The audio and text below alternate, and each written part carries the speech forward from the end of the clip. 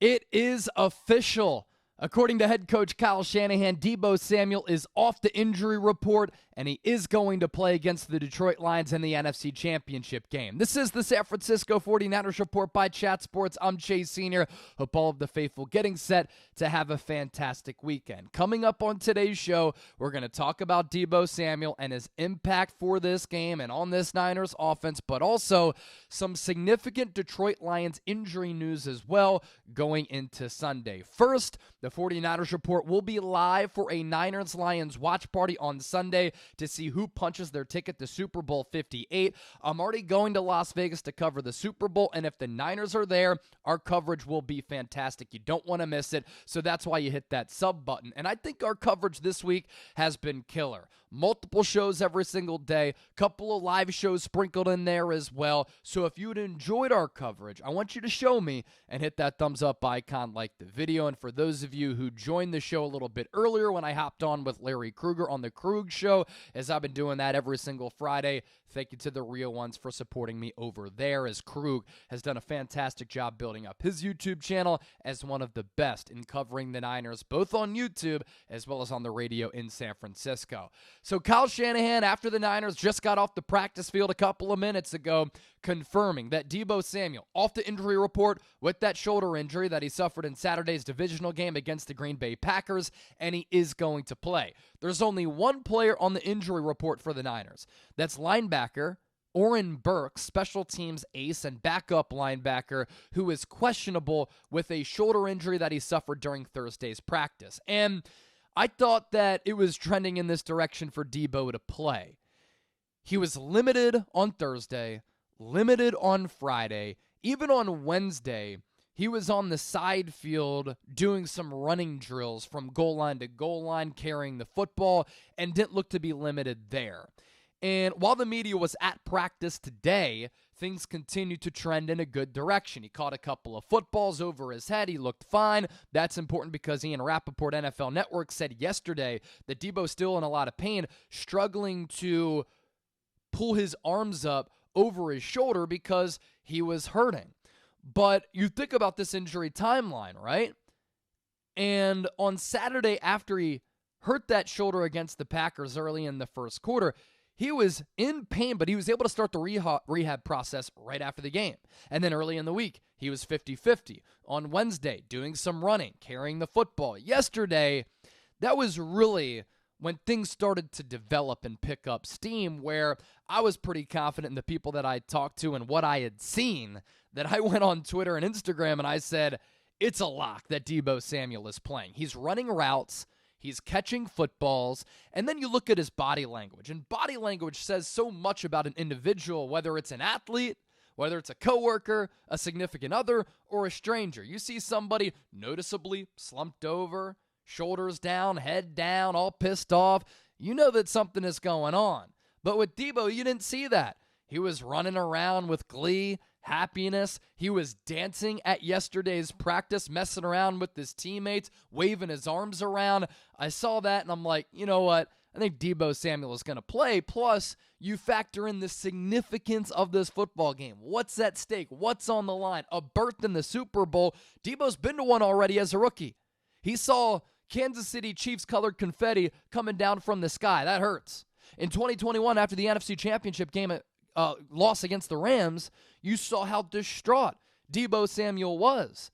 And then they lost in the NFC title game again last year against the Eagles when the 49ers felt as though they were robbed of an opportunity to be on an even playing field with the Eagles because Brock Purdy went down. Josh Johnson suffered a concussion, and Christian McCaffrey was throwing passes in a Final Four game. It was awful.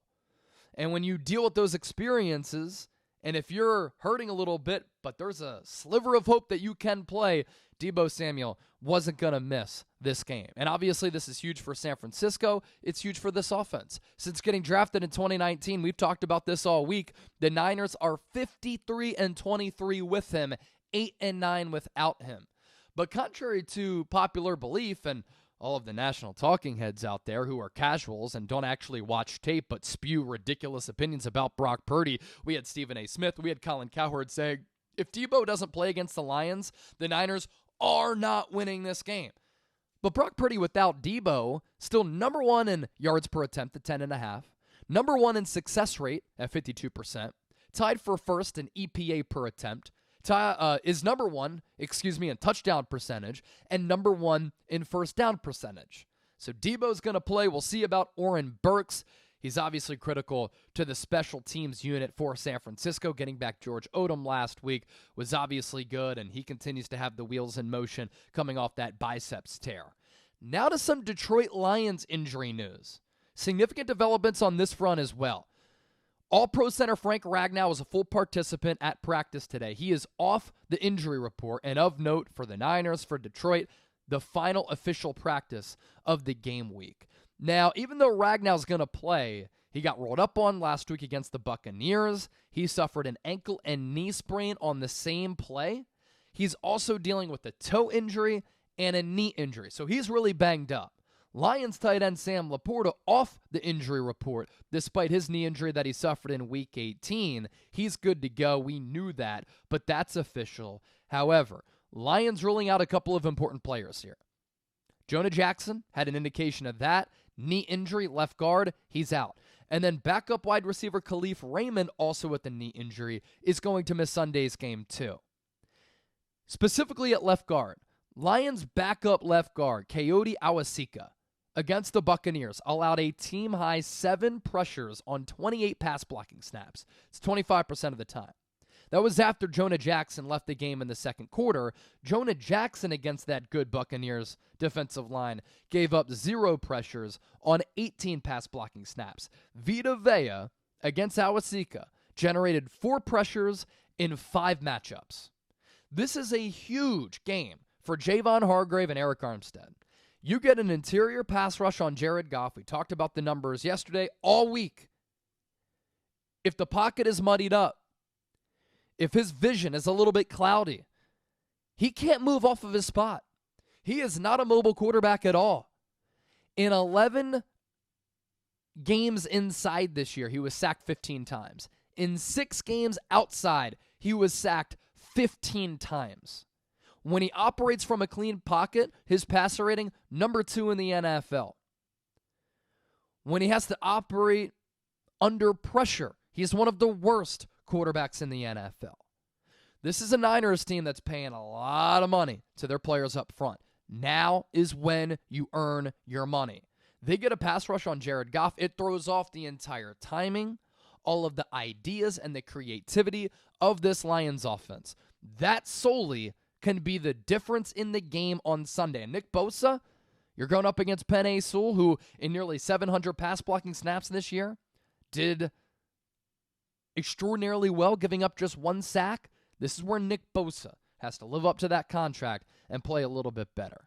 Now I want to get to some fascinating Niners offensive numbers and Brock Purdy numbers, which could go a long way as well in determining the outcome of this game. It's important for San Francisco, as always, to jump out to an early lead. We saw last week they nearly lost. And then in their losses this year, outside of the Rams game, when they lost against Cleveland, they were down early. When they lost against Minnesota, down early. Lost against Cincinnati, down early. When they trail, when they're losing, they're just not the same offensive unit. And Kyle Shanahan's play calling is out of rhythm. It gets out of whack. Brock Purdy starts to press a little bit. The Niners love being a 50-50 run-pass team, and when you're down, sometimes you have to pivot to throwing the football a little bit more because the time and the scoreboard isn't on your side. Now, we don't have a large sample of Brock Purdy trailing this year. And again, in the Ravens game, they were also down, and Purdy got picked off 4 times. And the Niners just were playing tight. They weren't in sync. So we don't have a large sample of Purdy trailing. He has just 69 total dropbacks trailing in the fourth quarter of his career. On those dropbacks, he's completed 55.4% of his passes, 7.4 yards per attempt, with 1 touchdown and 4 picks. Now, what did he do against Green Bay? And this is what I think San Francisco is doing as a team. He stepped up in the clutch, in crunch time, when his team needed him the most, and he delivered in a pressure cooker of a spot. 6 of 7 on that final drive, with the only incompletion being a drop from George Kittle which was an awful drop. But he made big throws on that final drive. Third down to Brandon Ayuk, tight window. Touch and accuracy to Chris Conley. He was able to process a little bit faster late in that game. I think San Francisco and Brock Purdy are going to be able to flush that disjointed, sloppy, out-of-rhythm performance where they shook off the rust, and I'd be shocked if they have bad back-to-back games. It'd be so uncanny for this football team. Now, Detroit, in order to win, I believe, has to force turnovers on the road. They have to play ahead, like Minnesota, like Cincinnati, like Baltimore did, like Cleveland did. And it's hard for them to do that if they're down early in games, because Detroit has had a bunch of issues on the back end slowing down the pass. Since week 7, the Lions are allowing a league-high 8.8 yards per attempt. So if you get out to an early lead, you run it, you throw it, they can't stop you. They've also allowed 25 passing touchdowns, at 30th in the NFL, and a 5.8% touchdown rate. These numbers from Sharp Football Analysis, that's 29th over that stretch. And that's 17.6 passing points for fantasy per game. That would have ranked 30th over the course of the entire season. Also, over their last 5 games, this Detroit secondary and defense, they've allowed over 300 passing yards and multiple touchdown passes in all 5 of those games. No team in league history has allowed such a streak. All 5 of those passers have averaged at least 8.5 yards per attempt. So Purdy here has an opportunity at a big game. He has an opportunity in a big spot to show the country, show the haters and the detractors that he is for real, and be the big reason, maybe the lone reason, that San Francisco gets to Las Vegas to play in Super Bowl 58. Now, specifically, with where the Lions struggle in coverage and where Purdy is good, Purdy is 3rd in the NFL in throw rate between the numbers at 54.6%. On those throws, Detroit has allowed a league-high 9.0 yards per attempt with 17 passing touchdowns, 31st in the NFL. What's the strength of this Niners passing game and Brock Purdy with the processing, touch, accuracy, feel, and the scheme, targeting the middle area of the field. But Purdy has also been good when he has to go outside with the football. But I thought that Brock Purdy didn't have arm strength to get the ball out there. Yeah, casuals don't watch the games. Turn on the tape. On throws from the sidelines to the numbers, Purdy leads the NFL with a rating of 139.4, completing 77% of those throws. 2nd in the NFL for a league-high 11.5 yards per attempt. Detroit, allowing 8.7 yards per attempt, 28th, and a 5.7% touchdown rate on those throws. So this is a bend but don't break defense. They're bad at coming from behind. They can't stop the pass. They can't stop the middle area of the field against the pass or outside the numbers. The only way that the Niners lose this game is if they're as sloppy as they were against Green Bay and San Francisco, who's now 10-0 when not turning the ball over this year. They can't shoot themselves in the foot with turning the ball over either. So I think if Purdy can have a big passing day, I think the Niners win this game. Now, what they do well, and this is a little bit of a concern, is get after the quarterback. Detroit, 4th in the league in terms of pressure rate. 40.4% of dropbacks they're able to generate a pressure, which is pretty damn good. So this Niners offensive line and Colton McKivitz, they're going to have to play. All right, wanted to go through those numbers and that injury news. This has been the San Francisco 49ers Report. More coverage to come out over the next couple of days in the lead up to Sunday's game.